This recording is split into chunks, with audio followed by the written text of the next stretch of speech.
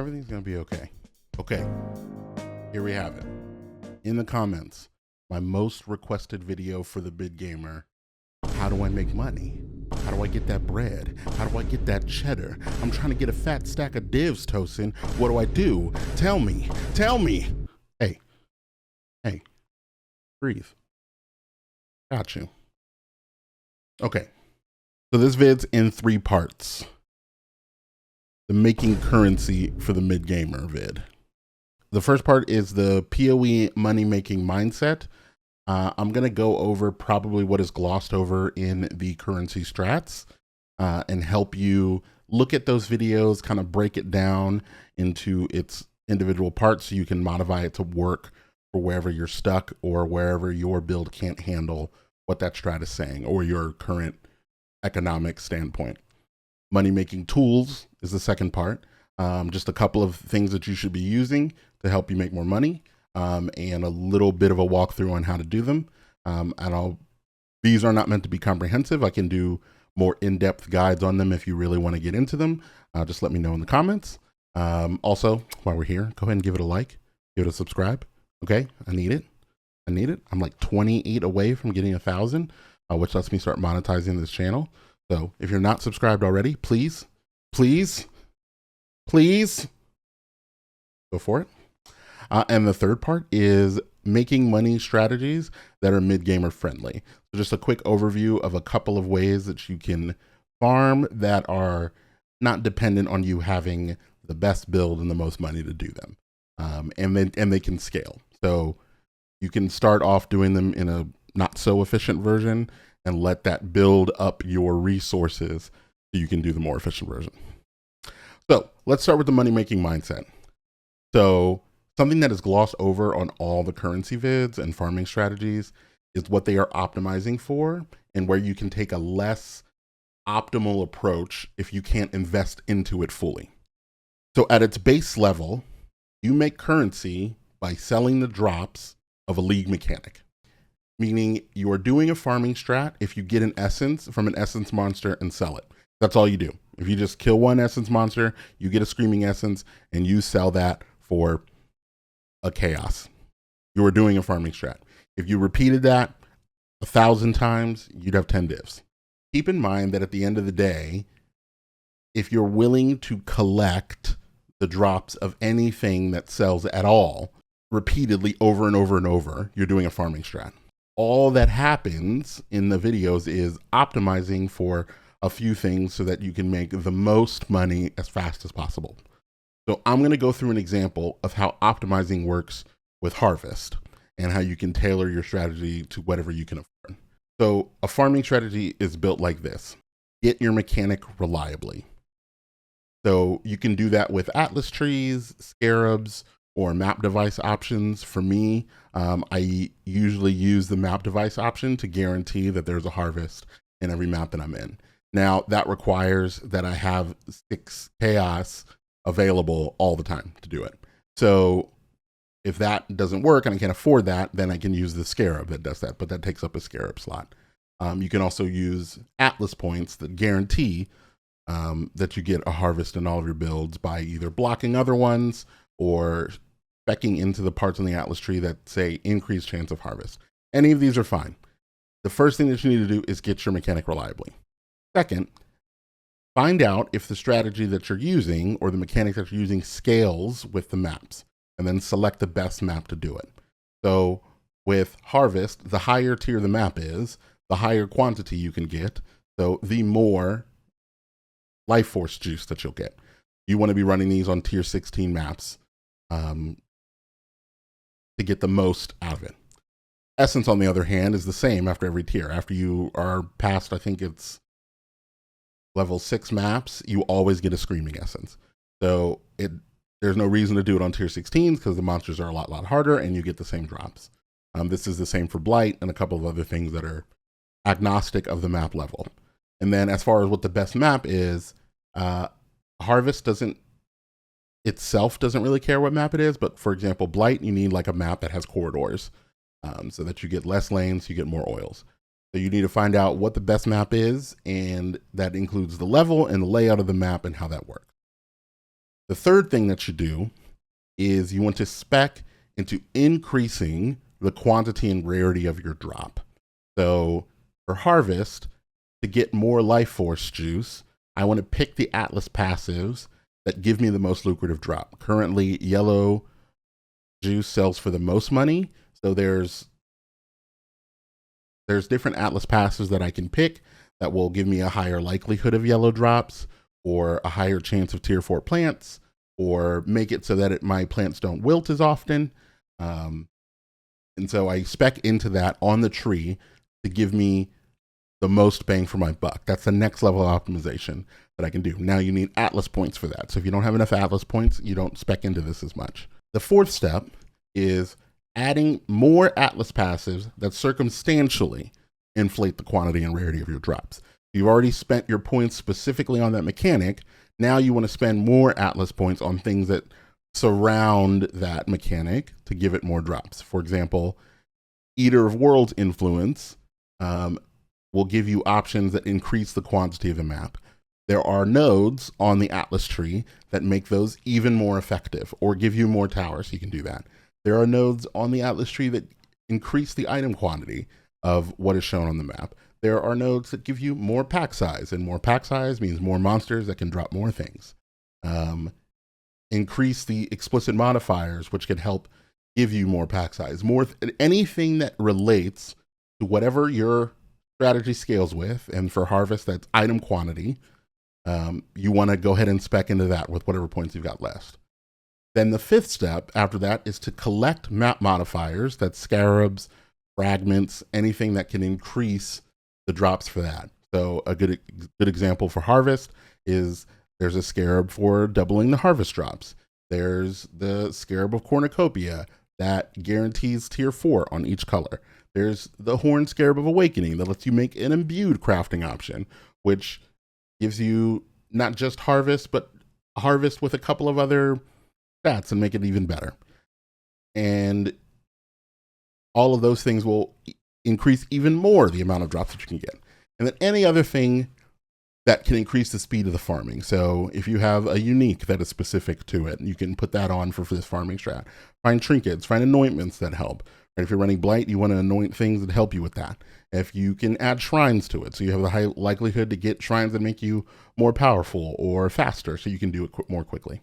Or give you more survivability if you're struggling to do that particular one. You can go through this process to build a strategy that fits your budget or what is in your current stash.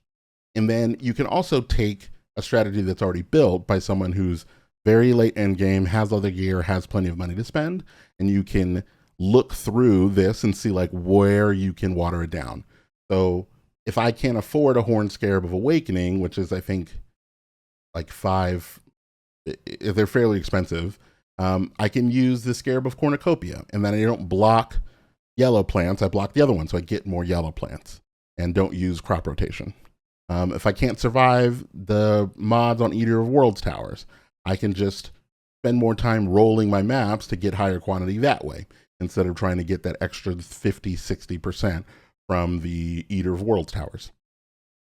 Keep this in mind when you watch a fastest strategy for divines with essences and strong boxes and rogue exiles and whatever else. You can identify what optimizations they are employing and modify it to fit what works for you. All right? The most important thing, no strat makes you tons of money in 10 minutes. So most strategies expect you're going to farm for hours to get the supply that you need and then stop and then sell that in bulk, right? So I can run harvest right now at like 70% efficiency because I can't really afford the scarab that puts it at the highest level. It'll take me about 10 to 12 maps to get enough yellow juice for one divine. And so that's about 45, 50 minutes. If I'm looking to make 10 divines, you know, I'm sitting down for a 5-6 hour harvest grinding session. It's okay to start making money a little at a time and then invest more into your strategy. Do the strat at 20% efficiency with not all the optimizations. to get a little bit of money, then use that little bit of money to buy the things you need to do it at 50% efficiency. And then repeat until you are getting a constant stream and a flow that you need to run it at 100% efficiency and sustain that. It's okay to get there incrementally. This also means it's important that your farming strategy is something that you like doing or something that you can do mindlessly for hours. Because for it to be lucrative, it needs to be something that you grind out. Like there is no version of making everybody you see with tons and tons of divines spent hours and hours and hours farming something. Okay, so that's section 1. Section 2, money making tools. The first thing that you have to sell anything, it's just too important, is Awaken PoE. So here's how Awaken PoE works. You are able to hover over anything at all and hit Control or Command D, and it'll bring up this window that shows you information about its pricing. And that will give you how much that thing costs. Now, this works best on like currency items and things like that. For example, we'll go to my breach tab and I want to see how much Azoth's Breachstone is. If I hit Control D on it, it'll calculate the price and it lets me know that they're worth 10. You'll also see that there's a section over here that gives you the pricing of things that are related to it, right? So a Splinter of Toph is 1 to 3.5 chaos and Azoth's Breachstone is 10 chaos. I strongly suggest if you find yourself collecting a lot of something, go ahead and make that tab something sellable and bulk sell. So let me show you how to do that, right? So I know that these Breachstones are 1 for 3.5. And if it's a premium stash tab or anything like that, you can set it to be each item is individually priced. Right click it, switch this to negotiable price, and you can set a bulk amount on it. And so the formula is amount that I want / amount you'll get, right? What I want / what you'll get. So in this case, I want 1 chaos and you'll get 3.5 splinters, right? So I like to try to go a little bit higher than whatever the PoE is, so I have a higher chance of getting it. So I'm going to round up to 4. So you can buy 4 of these for 1 chaos, right? And I just go through each of these and I set that. So that's 1 of 4. So I'll set this to be 5. Ashes is 1 3.5. So I'll make this 1 for 4. That's 1 of 2. So I'll make it 1 of 3. This is 1 of 2. So I'll make it 1 of 3. And this is 10. So then I'll just sell that for 10, right? So 10 for 1, or just 10 if you only have the 1. But if you do this, then if you have multiple of them, you can do that. Now that'll automatically add it to the site and people will start pinging you to do that. I suggest take some time to go through, look at like things that you have a lot of. This works for the currency tab as well, right? You can check how much instilling orbs are. You can sell them in bulk, how much regal orbs are. You can sell them in bulk. I strongly suggest putting this stuff up, especially if you're struggling at chaos. Most of the time when people are looking, the people who are selling it sell it for really high because you do have to sit in your hideout and do a lot of sales, and it's really annoying to sell 3 regal orbs, 5 regal orbs. But for those of us who are really hurting just to get 10 more, 20 more, 30 more, taking the time to sit in your hideout and sell these like this is really helpful. This brings me to my next helpful thing about Awaken PoE. If you hit Control Space or whatever it is for you, it opens the settings for that. If you hit settings and you go to chat, it comes with settings to help you automate and with quick buttons be able to sell stuff. And so what that does is as soon as the message comes in, you can press a few hotkeys to do that. Now, if you're looking at what the hotkeys are for, Control 2 says invite at last. So you don't have to click into your box and do it. You just hit Control 2. That'll send them an invite. Once they're in there, Control 3 will trade with them. And once they're done, you can even send a thank you with Control 4. Or if you're the one buying, you can just Control 1 and it'll go to that person, right? So these makes it really fast for you to just get through and get into trading. You're not doing all of the clicking and taking the time. So you can quickly do all of these bulk trades that you got to do. This is really powerful, right? And make sure press enter is settled for all of these. Now, this at last does depend on who text messaged you last. So you do need, if you find yourself getting a ton of messages, this isn't going to work super well. But if it's one person hits you up and you're able to get it quickly, this will all apply to them. The next site that I strongly recommend you get incredibly familiar with is Wealthy Exile. This is really great for mid gamers or new people to kind of give you the lay of what you have. I don't know how many times I've picked up a divine, or I've picked up a divination card or a scarab that's worth a ton of money and I had no idea. And that happens a lot, right? So it's easy to come over, make a quick check. You just go to wealthyexile.com, you click on stash, you hit refresh here, which will sync your current stash and show what's in there. And this will, and you can filter by price and total price. And this will show you anything that you have that's really, really valuable. And this is based on the market and synced immediately. So I have this Divination Scarab of Completion that's going for 75C. And I didn't even know it was worth that much. I have this Essence Scarab of Calcification. I didn't know it was worth that much. So I can take these two and I can put them for sale now that I know that they're worth something. So you just go to Scarabs, and I have the Divination Scarab of Completion. Again, this is if it's not something that you're using. A Domination Scarab of Terrors. Both of those were worth 30 and 29. So I'm going to go ahead and sell them for cheaper than that. So I'm going to sell them both for 28. Actually, how much was the Domination Scarab of Completion? 75. So I'm going to sell that one for 70. And again, this is if it's not good for your build. Like if you need it, don't do it. But if you need the money more than you need whatever it is, then drop it into tab, set the price for it, and wait for people to come in. Big help in locating those didn't know they were worth something situations. So you keep track of this, and this is synced to PoE Ninja, which is very up to date on what it is that you need to do. So those two things I think are just absolutely necessary for optimizing your ability to make a lot more money. So get those two. So here's an example. Someone just wants to buy my Divination Scarab of Completion. So Control 2, that invites Frost Novas. He got the invite. I didn't have to do anything. He's going to come into my map. Control 3. And so that's the situation where somebody else has already messaged me. So I do have to hit trade for this one.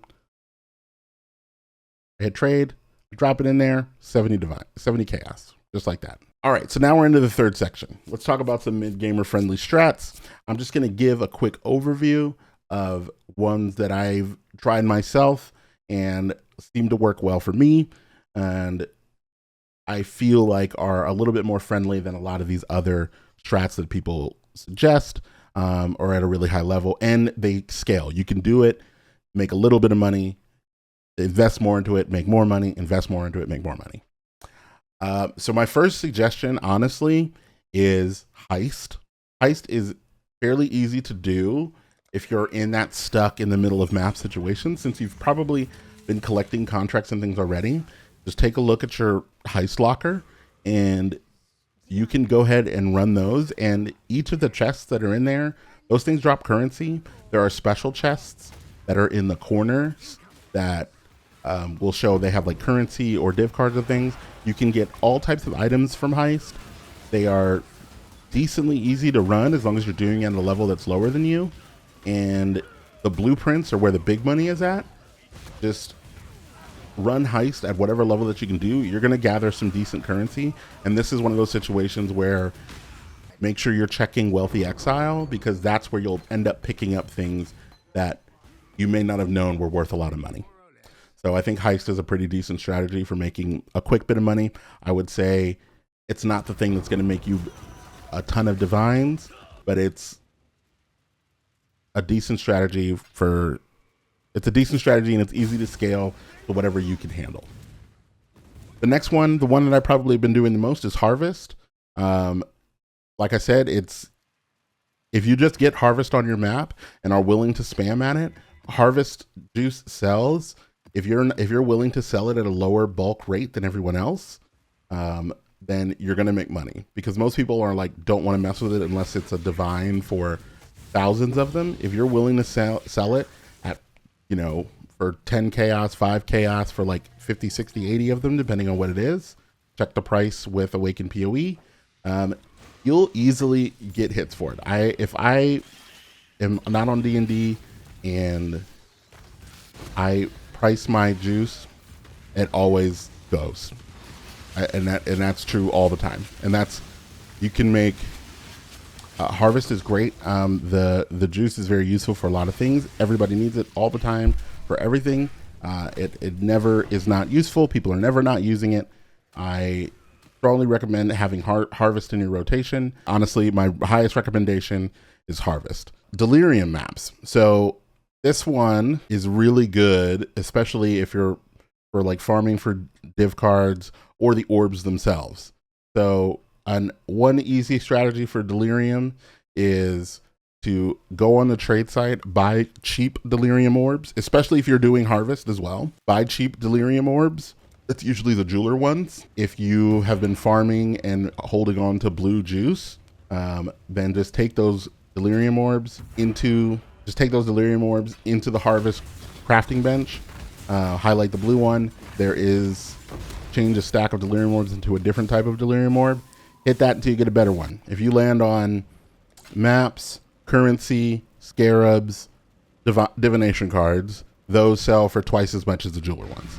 So you can just flip the stack and sell it back. That is fast, easy investment. Buy another stack of cheap ones, flip, and do it back as long as you have a decent stockpile of blue juice to roll them.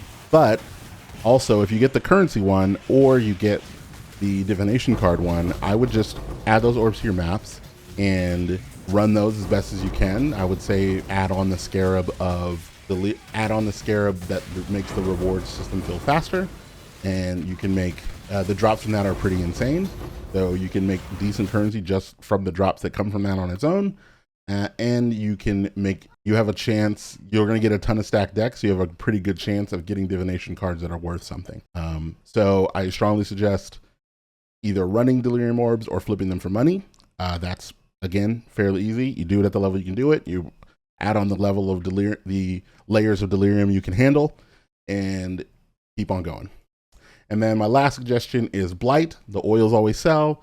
You are looking for higher tier oils like black, gold, opalescent oils. The best thing to do is just run Heist and the Toxic Sewer map. And if you want a Heist strategy video, I can definitely get that. But the short version is just a green tower, a fist tower, a chilling tower close to the ball, fire towers everywhere else. That will make it so everybody's insta-blocked and they can't really go anywhere. And you can kind of just chill and make oils. And then you sell the oils. You can sell the lower level ones if you feel like trading a lot. You can make a chaos for like every 3-5 oils for some of the higher color ones. You are definitely trying to like farm up enough to either upgrade to or that you find in the maps themselves, the higher oils. And I suggest getting the scarab. That is the Blight Scarab of Bounty and the Blight Scarab of Oils. That makes oils found in area 1 tier higher. Those, if you can afford getting some of those, that is going to be good money every time. Okay, so that is my tips and tricks for making currency for the mid gamer. The best piece of advice I can give you to wrap it all up is find something that you like doing. Figure out what the most valuable version of drops from that is. Figure out how to get that as much as you possibly can, as fast as you can with your build, and then just do that. Do that for 10, 15 hours. You don't have to do it in one sitting, split it up. But if you do that for 10, 15 hours and you collect those drops and then you put those drops up for sale, you're going to make way more money than you were making. That's the biggest takeaway. Find something you like doing, do it for a long time, sell the loot. That is really all that you need to know. Everything else that you're seeing that's distracting you and pulling you in a direction and telling you to do one thing or another is what they liked. It is the mathematically min-max version to get you the best of that. And, you know, sometimes in our positions when you don't have enough currency, you don't have enough stockpile of things, or you spend it on the wrong place, or your build can't handle it, that's too much. So let's just make it simple. If you got nothing from this video, you can ignore everything else that I said. Find something that you like doing, do it for 10 to 15 hours, sell the drops that you get from that. And as you're going through, find ways to get more and more of those drops. That's it. That's the big takeaway. Every farming strategy is pretty much built around that idea. So I just want to say thank you again. Like I said, I am at 972 subscribers right now. If I get to 1,000 subscribers, I'm able to monetize the channel. So this has been incredible and really fun to do. And I'm really enjoying making these videos, and I'm really enjoying PoE. And I'm looking forward to seeing how this idea translates to other games that I really like to play. And you know, I'm a mid gamer in a lot of games that I play, and I find myself in this situation all over the place, whether it be Diablo, Minecraft, Power World,